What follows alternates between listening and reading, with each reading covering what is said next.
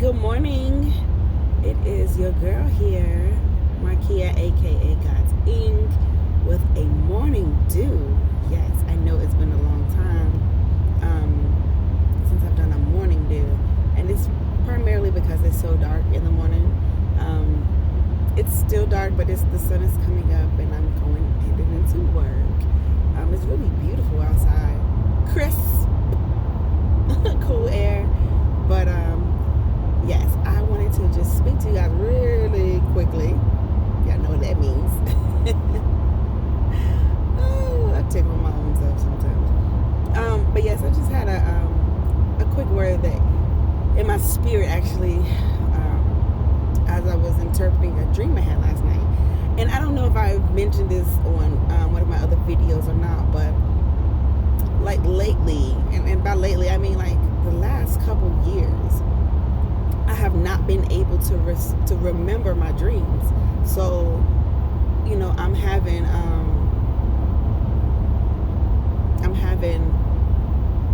these, what you call them, pretty intense, deep dreams. But then, like right when I wake up, it's snatched away from me, and I can't remember anything. And some of it, like I'll get bits and pieces back as I'm really like trying to remember it, but I'm not able to, hold on to it. And I'm like, what in the world? So I've been praying, Lord, please, restore my dreams to me. Bring them back to my recollection, because I just feel like a lot of it is the enemy just don't want me to know what it is God is speaking to me in my dreams. So I've been praying for that. And one thing, thought about is this past dream I had last night. I woke up and I did remember the majority of it. And the dream was my daughter, my baby girl, my 3-year-old, and we were in the church, and she came up to me later, because we were all busy in the church, like putting stuff up or like getting ready for a Bible study or a service or something that was about to happen. So she was back there with the children's church, and but I remember being in the hallway, and she came out to me in the hallway, and it was like, mommy, there's a man who tried to give me ice cream, or gave her ice cream or something, and he was trying to lure her with him. And I was like, what? Immediately. And I remember feeling in my dream like this panic in my heart, like, oh my God. So I grabbed my baby, and I'm like, oh my God, who was it? What did he look like? And she was telling me, like, she was describing him to me. Now, mind you, she's 3 years old. But in the dream, she was giving me some good descriptions, telling me about the man. And it was like a lot of people, because the people started coming in for the service, and my church was out there getting ready, and so it was like a lot of movement of people. And I was trying to find the co-pastor, the first lady, and some of there was other men, deacons and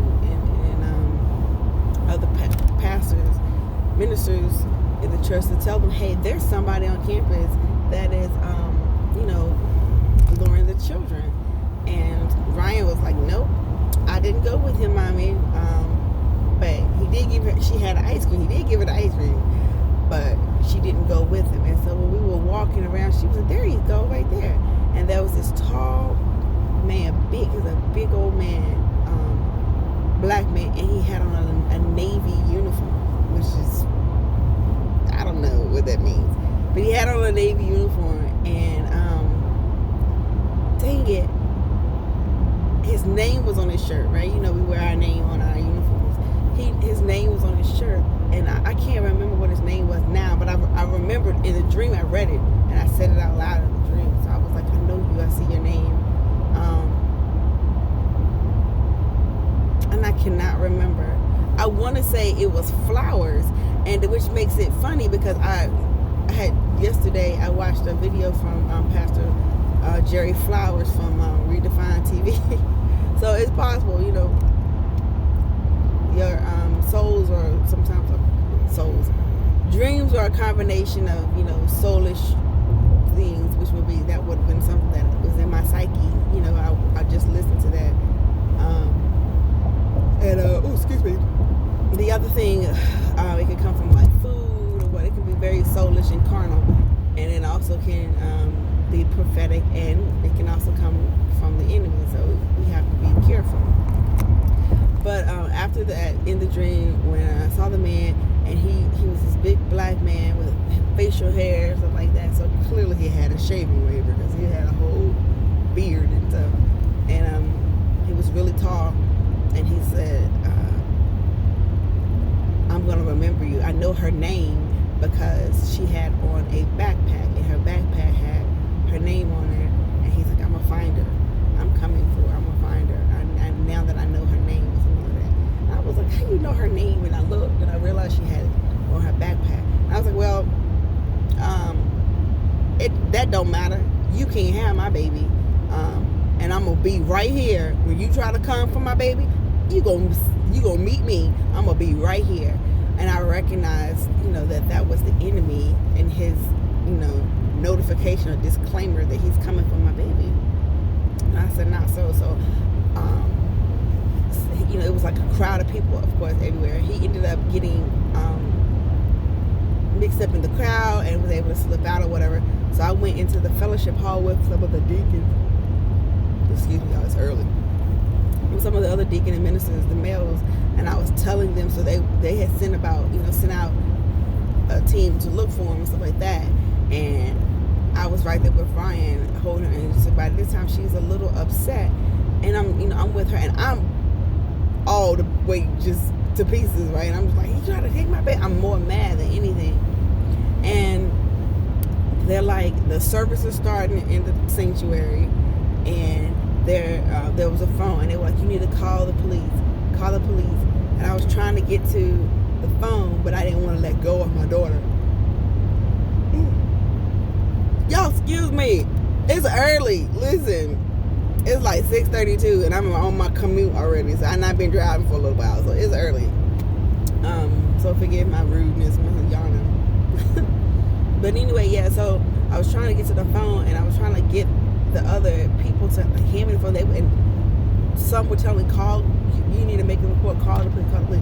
And I'm trying to get to the phone so that I can notify the authorities, so I can call them. And it was like a task of me trying to get to the phone, and I was never able to get there and call the police. And that's all I remember from the dream. But it was like all of that lasted longer than me telling you. It was majority of the dream that was being played out, and I saw that guy clearly, very clearly. And on my way to, so I've been thinking about that this morning. I decided, I said, okay, I just wanted to share it, because one of the main things that we need to understand is that the enemy will do whatever's necessary to get you, to get at you and get you to fall, to get you off your A game and get you razzled and dazzled. And so, you guys saw from my previous videos, like this week, I've been under attack, and I was like, y'all better pray for me, right? I've been under attack. And so just little things trying to make my good evil spoken of, just trying to get me angry, trying to get me, frustrated. All these things to cause me, to succumb to error and sinfulness, and to, deny, or what's the word, revoke my forgiveness to people, right? Especially my ex-husband and his girlfriend, or whatever she is. And there's so much. I'm developing, and I'm fighting against the spirit of hate, because I'm becoming so disgusted by them. And y'all, I'm trying. Like I'm praying. And this is something that I need y'all to, those who love me and who are, God has placed on your heart to be accountable to me. Pray for your girl. Ooh, excuse me. I'm so sorry. I'm so sorry. That's devil. Leave me alone. Let me tell my story, okay? Pray for me, because I'm really, dealing with that, and I'm getting such this bad taste in my mouth about my husband, and the way I see them, I don't want to see them in their sin. I want to see them how God sees them, and so that can, I can give them grace, like God has given me grace. Like that is truly my desire. But the little crazy stuff that my husband is doing and saying, and just stupid stuff, y'all. I'm starting to be like, ugh, why was I ever with him? Like, oh, he's so immature. Oh God, he is so whack. Like, he is not a man. And then I'm seeing his errors, I'm seeing his choice, and I'm like, oh, what kind of man would choose some chick, over his family? Like what? Like, to me, I'm like, Joker, you still cheated, and like, it's 2020. Where they do that at? Like, you for real out here, like, pimping? I mean, you really, come on now. Like, to me, that's so whack. We out here, it's a whole new agenda. Black Lives Matter. We supposed to be coming together in solidarity and unity, trying to restore the black home, the family, and you still cheating with, like, prostitutes? You know what I'm saying? Like, fake. I mean, you still out here, and then you proclaiming to be all safe. Like, so I'm just like, ugh, he's so whack. Like, that's the way the enemy is painting this picture of him to me. And not prior to that, I was like, he's just lost. He's so lost. He's so confused, which is clear. Like, how the way he would talk, and he was all over the place, back and forth. You can see his disdain.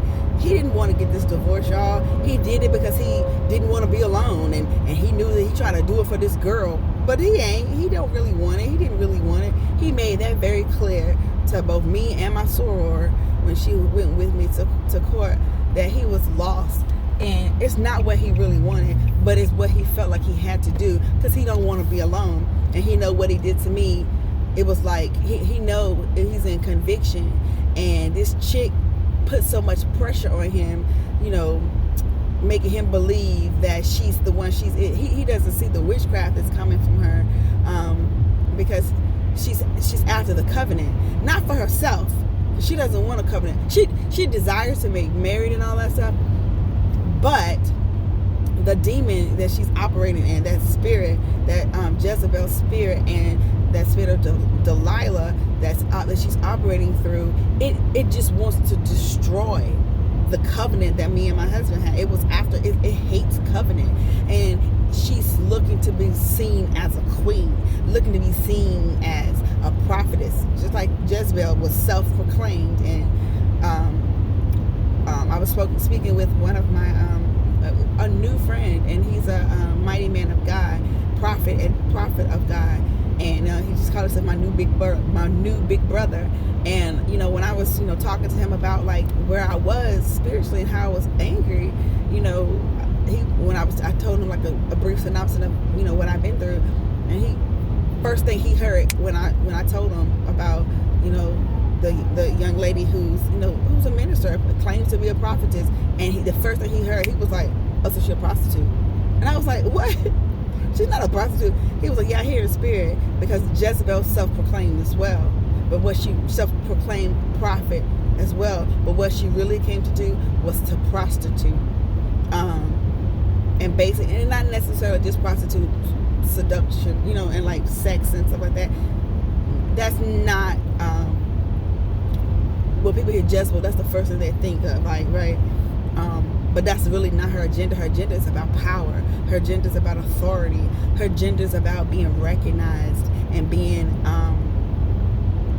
in control, and the one that gets what she wants. However, it doesn't matter. And so that's what they will prostitute themselves in such a way that they will most of the time control a situation. So she's controlling, my husband, making him think that he, and that he's such in this limerence, which is a false sense of love. It's just lust. That's all it is. It's like infatuation for her, and thinking, oh, well, she's got to be the one. She's throwing out, a little bit of scripture here and there, and he's so confused because he had no identity of who he was in Christ, and he was fighting, he was battling that. But everything that he told me that, like in our marriage, he was like, I was done away with cheating, because he cheated on his ex-wife, and he was like, and he was so convicted, and he was like, and I got in my New Testament. This was his testimony, how he changed his life, how he never wanted to be that person again, lying. He stopped lying. He gave up all these other things, right? And the man of God that he wanted to be for his family, he wanted to love me like Christ loved the church and our children. And I want to be a father to them. My older two, I was married before him. My husband died, and he wanted to be, all of this and that, and all of his aspiration, all of his efforts, everything that he had turned his life around to be, and he was moving mightily towards the Lord. She, just like that, took him back to everything he said he would never be again: a liar, a cheater, a bad father. And he couldn't even look me in my face for months afterwards. He couldn't look me in my face. He still can't. He can barely hear my voice. When he hears my voice, he even told me he's full of conviction, and that all of that he got involved in because of that demon, that spirit, that strange woman that came into his life and got him off guard. And deep down, and he's already said it, but he won't admit to it, like right now. But it's gonna come out. He's going to speak to it. And when he do, I'm going to receive it. You know what I'm saying? Like I don't see reconciliation with us, but I do see there is a place of a healthy co-parenting relationship that we'll be able to do. Because right now I despise him. I'm just keeping it real. I absolutely despise him, and I'm working on it. Y'all pray for me. And that girl, I can't. Oh, she's, to me, y'all listen, a strange woman, and I understand that she's lost as well. And I tried to keep that in the forefront of my mind, because I'm like, God, I do believe that she has an anointing, that she has a ministry, and I believe that she wants to be pleasing to God. But the same, her envy is what it is. The envy that she has for seeing me and other women happy with the husbands and stuff like that, and had that family, it reminded her, because she told me they never choose me.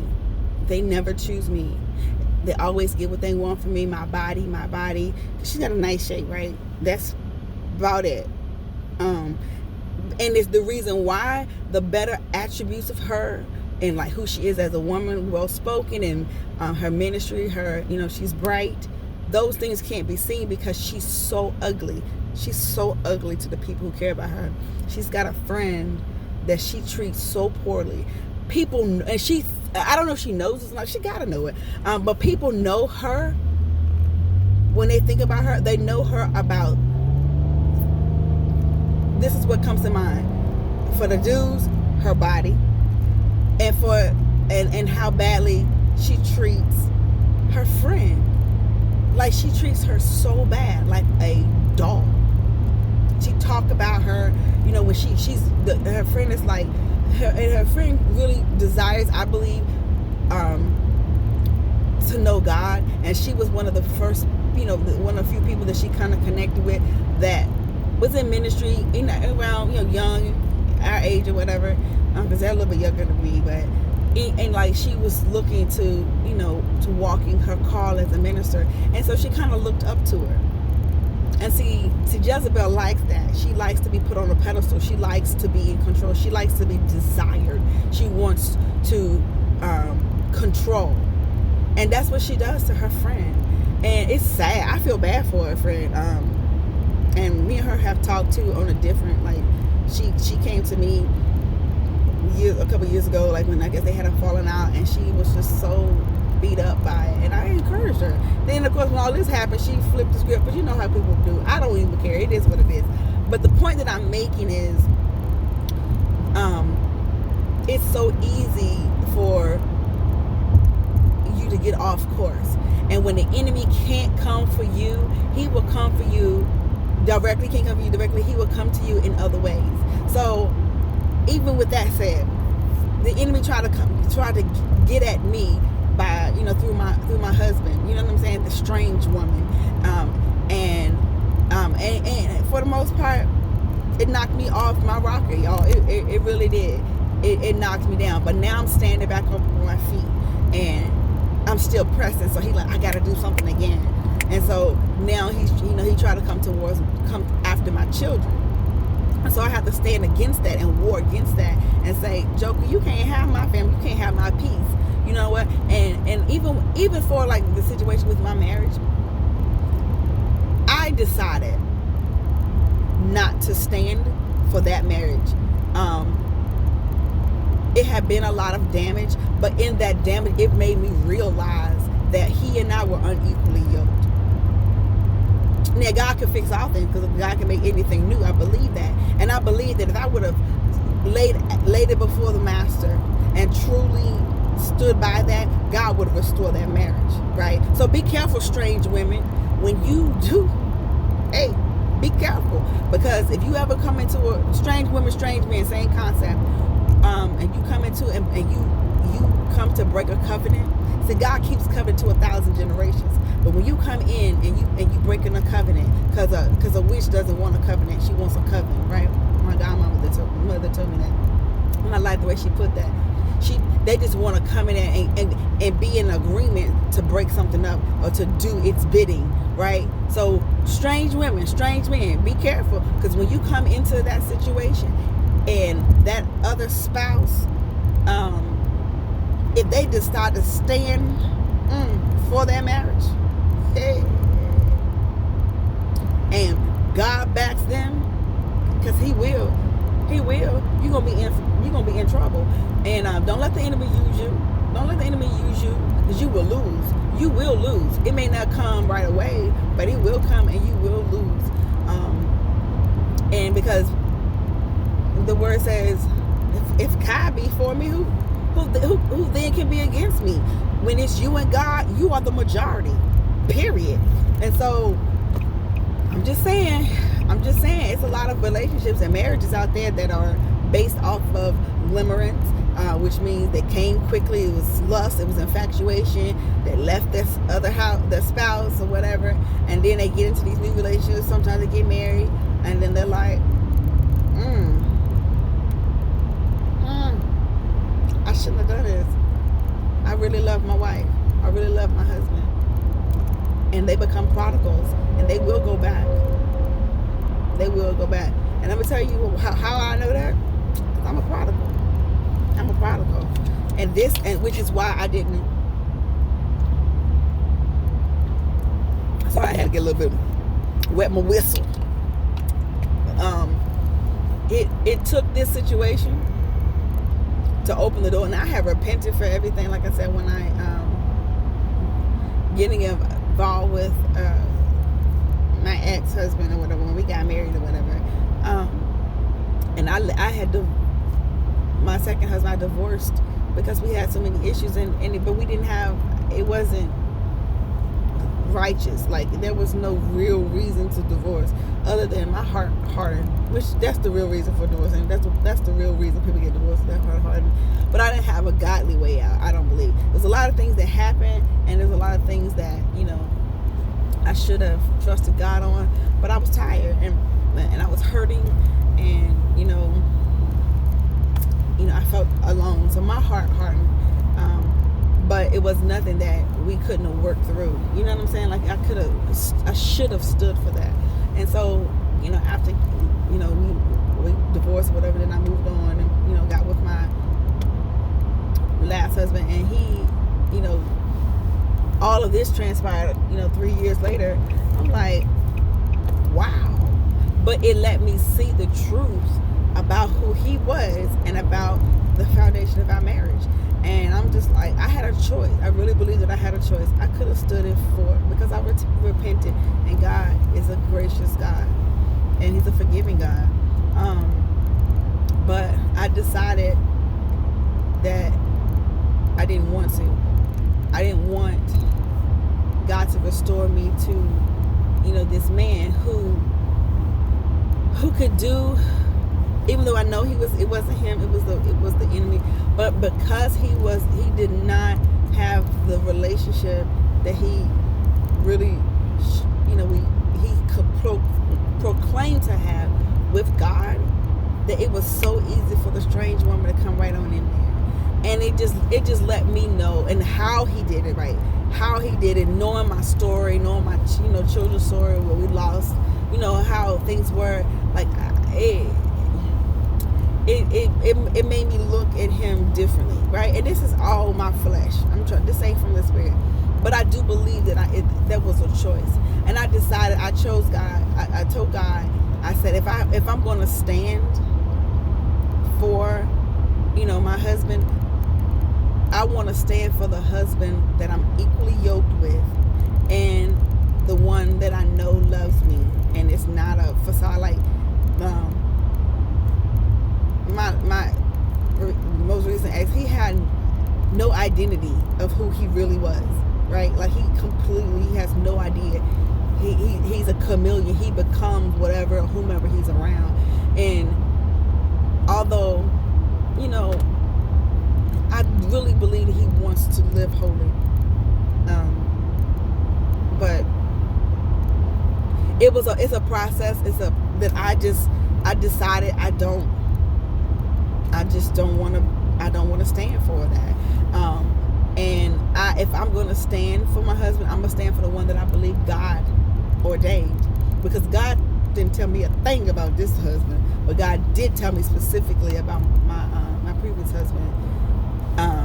And the enemy came in there again to destroy our covenant. And so that's, if I'm gonna believe God for anybody, for a husband, for the reconciliation, restoration of my marriage, because I know God keeps covenant to 1,000 generations, and I believe that I'm still in covenant, with my previous husband. So that's what I'm doing. Like, I believe, and I'm not, pursuing or anything like that. We're not in a relationship or nothing like that. We're friends. We've always been very close, friends, good friends. But even then, I kind of, backed it up so I can, let God do it. And I'm just believing God for it. And if God is going to restore me, that's the marriage that I want him to restore, because he and I are equally yoked, and I believe there's real love there. There's no question about it. Our issue was never really about love. Love covers a multitude of error. So I believe that the problems and the differences that we did have, and that are still maybe there, that can be fixed. God can do it, and it's something that God has to do, and that's what I'm waiting on God doing. I'm working. In the meantime, I'm working on me, getting myself in a place to be what God has called me to be. I'm moving forward, and I just believe that God is going to do the same with him, and he's going to, he's gonna catch the revelation. You know what I mean? That's what I believe. I don't know when it's gonna happen or whatever. Maybe it won't, but I'm believing God that it will, and he's gonna catch that revelation, and he gonna be like, I'm not gonna lose my wife. I lost her once, I'm not gonna lose her again. And he gonna come for me, and I'm gonna come running like Halle Berry did when she came out of that water, and she was just like, I'm gonna do just that. Y'all know I'm silly. And I'm gonna go get my man. And the one that God says was mine, a covenant, and it's gonna be so much greater than what we could even imagine. And like I said, we've never had issues. Like, love has always been that was the easy part. It was the work that comes with being married and understanding communication and stuff like that. And we took a hard blow, and we were always so separated from each other. So it was a lot of things that we had to learn. And so in the meantime, I'm just gonna work on that on me. I'm gonna work on that part on me, and I'm praying that God is working on him. And then God will do what he do, and there will be some restoration. So I know a lot of people are like, well, what happens? And y'all see me with my ring on, right? Y'all always see me with my ring. And most people probably assume that it's my ring for my previous marriage, but it's not. This is the ring for my itching, y'all. Oh gosh. This is the ring for my previous marriage, and that I had. And I just felt in my spirit, when I made a decision that I'm gonna stand, that's why I wear my ring back on. It's a covenant. It means rings, the circular, it's a symbol for a covenant. And I'm believing God that it's the covenant, that it's the godly covenant that God ordained, and that God still recognizes. I really believe that. So we both heard God tell us that we were for each other, so I'm standing for that. But there's still things I gotta work out, like within me. And so I said a whole lot. I didn't even intend to go this far and everything. But the point that I'm making from my dream is that the enemy will try to get to you through the things that you love. He wanted to take, in my dream, he couldn't reach me, so he was trying to come for my daughter, the thing that I love, the person that I love, to get me. Because in the dream I was like, you can't have, like I was getting mad, you can't have my daughter. I was like, listen, throw these things again. Y'all gotta pray for your sister, because she keep getting to this place of throwing hands, and that is just not holy. I need to turn the other cheek. Well, I tell you, I turns it one time, and then the next time I be like, my hands come up and I'll be ready. We gonna do this thing. But I'm like, kid, you need to calm yourself down. You need to live right. And prayerfully, I will not act out what the enemy is trying to put in my spirit. That sorry joker. So, but ultimately, you guys, y'all, I believe y'all see my, in my transparency, y'all see my heart. I try to make it very, I'm very open. I love God for real. I just do. And I want to be pleasing to him more than anything. And I just try to keep that as my number one goal. I try to keep that as my focus, because the more I continue to seek him, right, more of him, less of me, more of him, less of me. Those little things about me, I'm going to crucify, and I'm going to submit them and surrender them before the master, because that's ultimately my goal. I made the decision to forgive my ex-husband for all he did, and the strange woman. But the healing piece got to catch up to that decision. So I've decided that I forgive them. Because that's all forgiveness is. It's a decision to pardon one. And so I have to just remind myself that.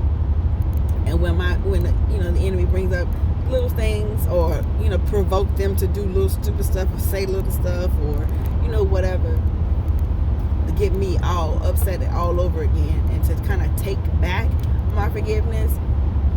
So I just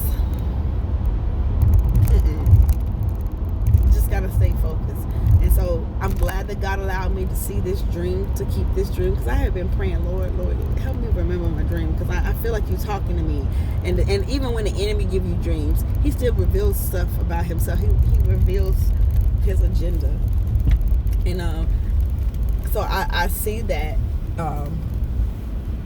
what he's trying to do, and I just refuse to let that happen. So I want y'all to be encouraged.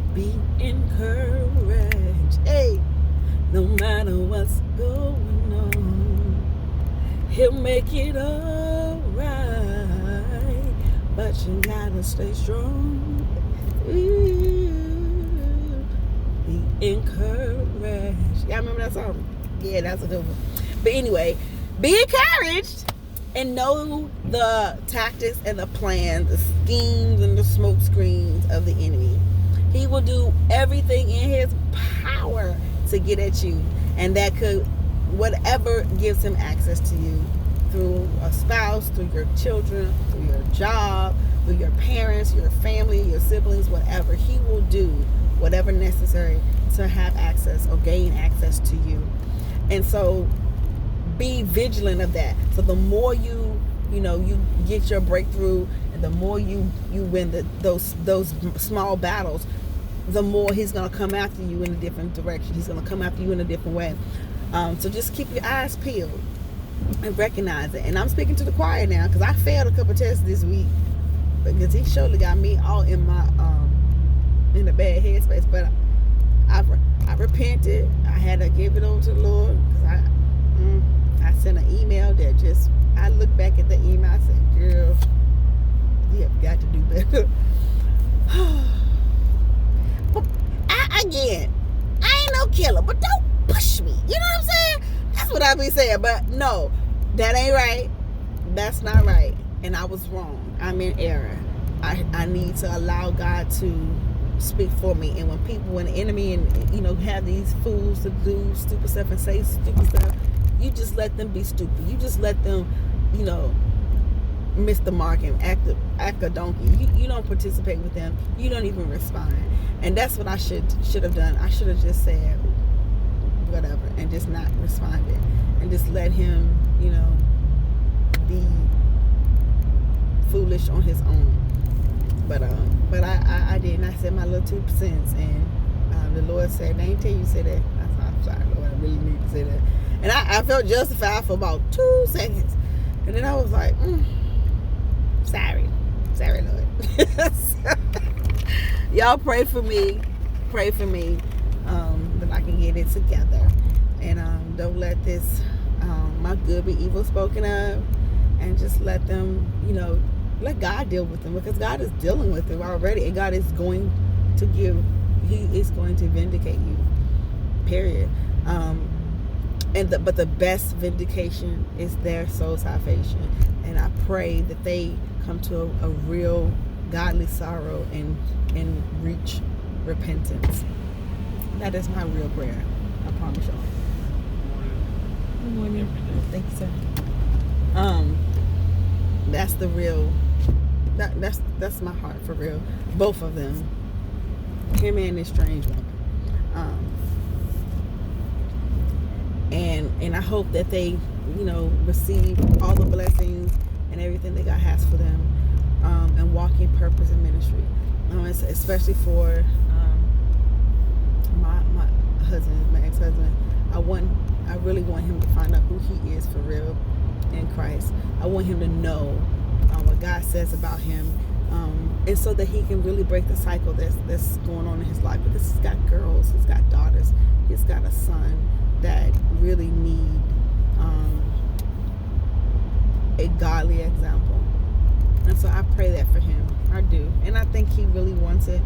He's just so, he has no relationship for himself. And you have to work out your own salvation through fear and trembling. So, that being said, be encouraged. Know that God loves you. And you, girl, she love you too. Until the next video, peace.